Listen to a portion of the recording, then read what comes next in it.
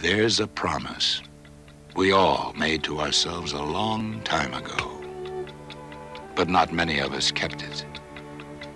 There was never enough time, never the right equipment. In the end, we tried to forget about it, concentrate on other things, and above all else, make sure we kept our shirt on. Actually, it's not such a hard promise to keep. Not anymore. All you need are three things: knowledge, desire, and the right equipment. In the next 20 minutes or so, we will take you through what amounts to a college weightlifting class. It is designed to give you a balanced, properly proportioned muscularity and a stronger heart. It will require about 30 minutes of your time, 3 days a week, Monday, Wednesday, and Friday. It will also require the right equipment.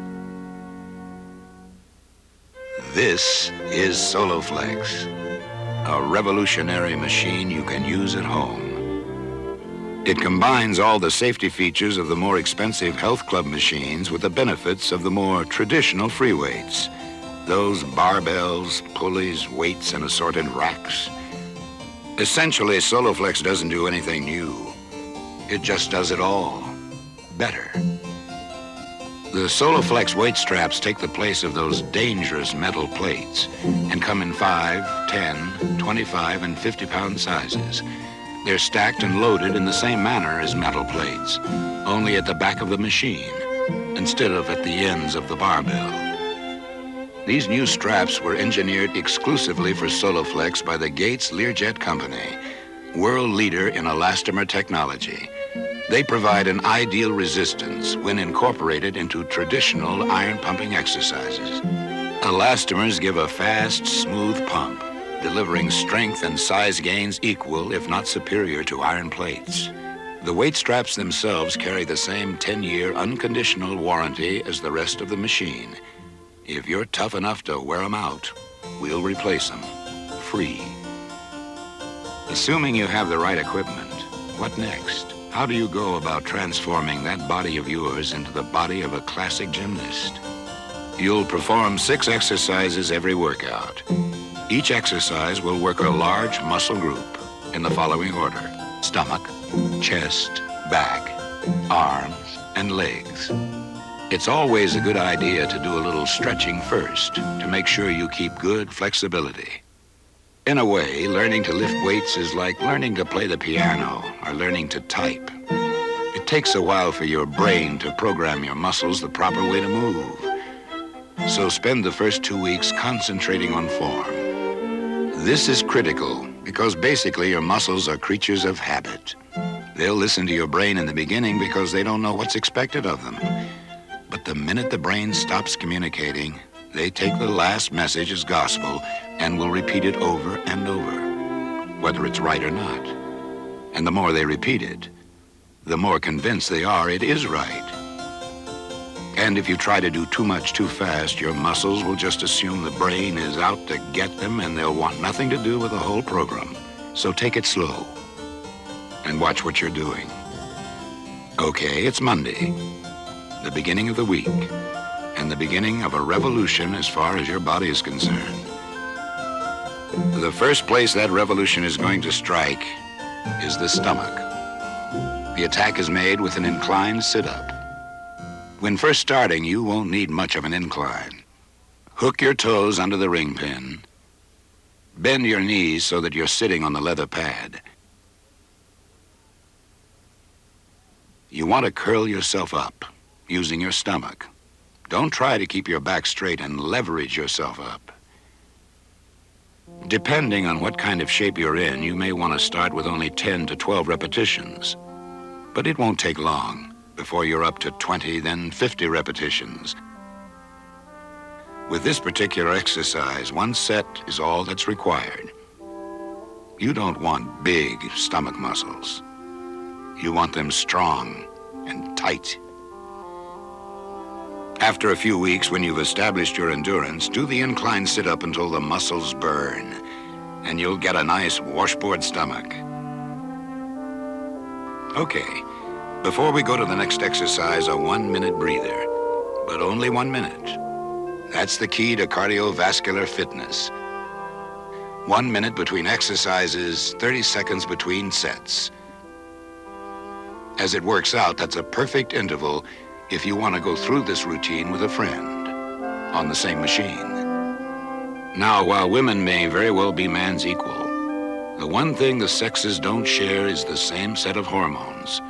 And a woman's body will respond to exercise a bit differently.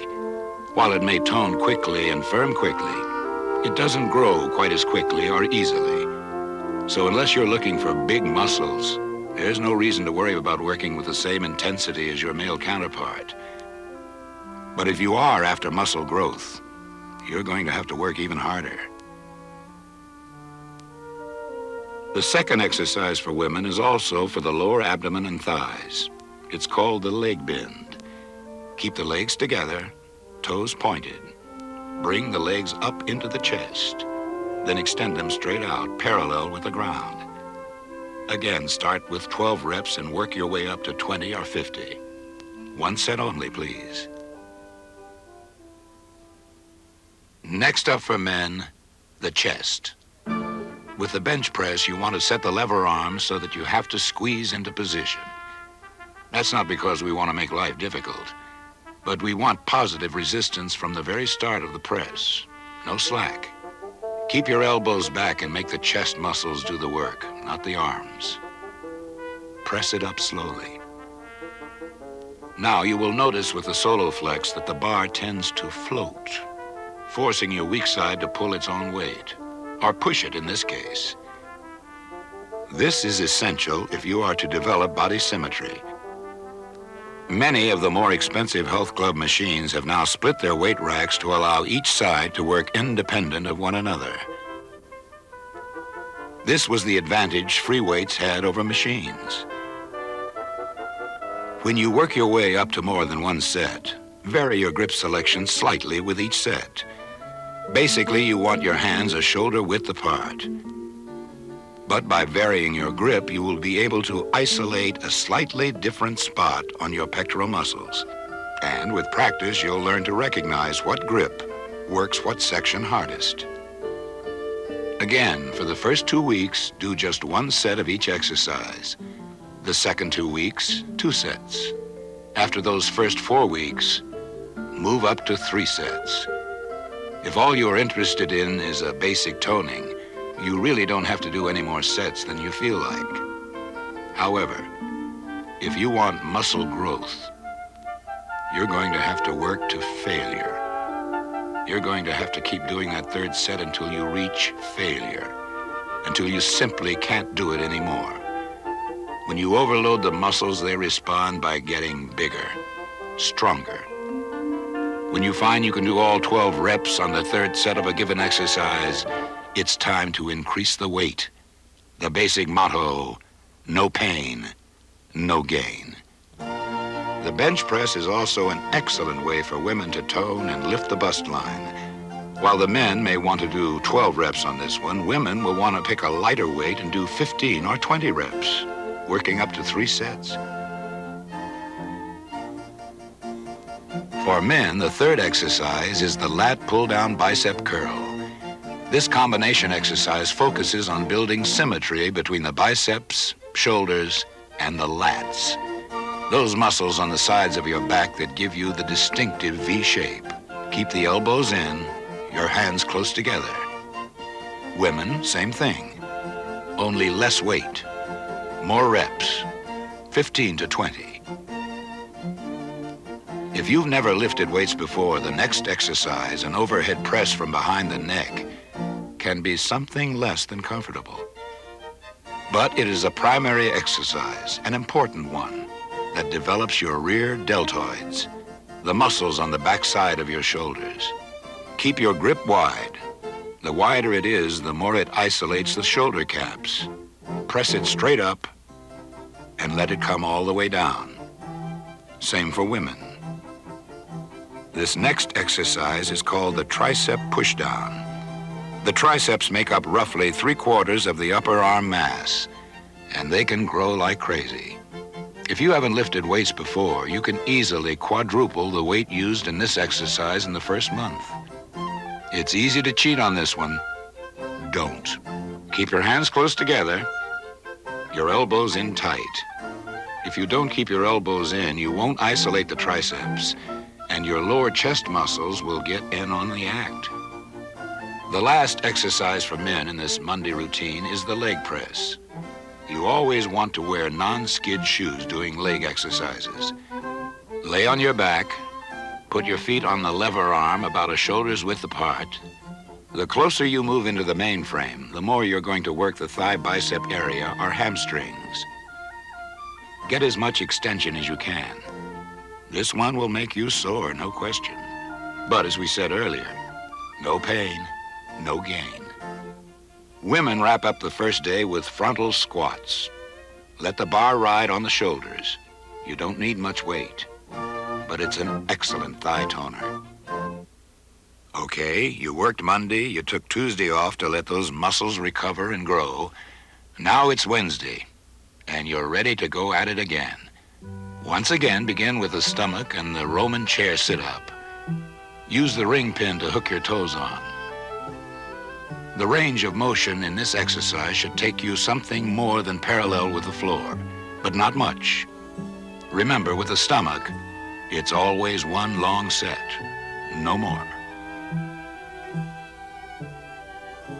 Next, to the chest. For a slight variation on Wednesday, we use the inclined bench press. Again, keep your grip wide, elbows back. Make your chest muscles do the work, not the arms.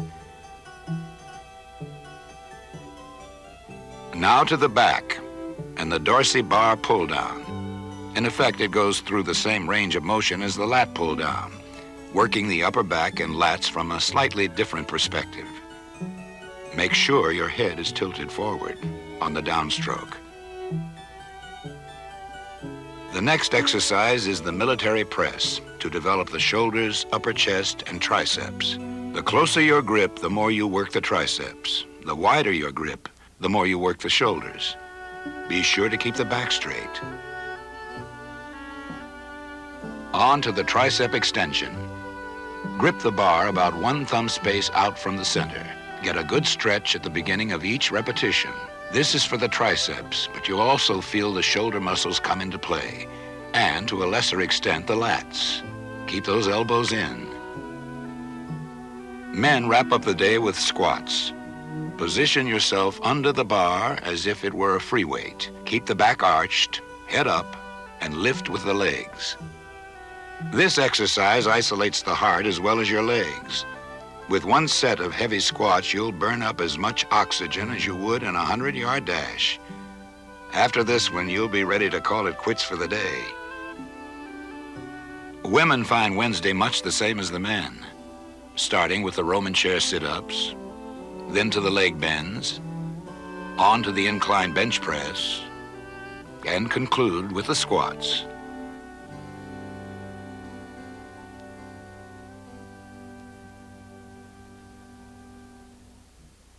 For both sexes, the last day of the week is the toughest, and the first exercise is the most exotic.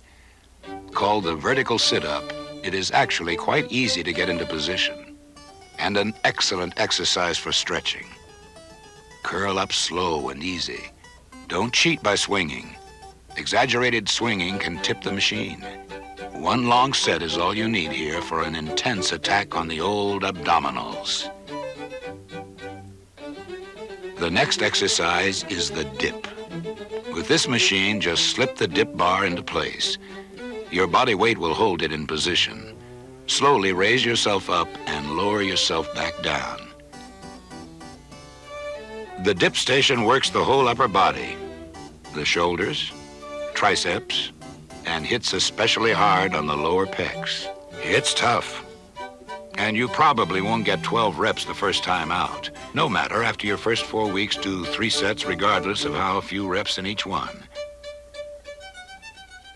Remember, you rest 30 seconds between sets, 1 minute between each exercise. If you run out of strength, take a bit longer. More likely, you'll first come up short on endurance.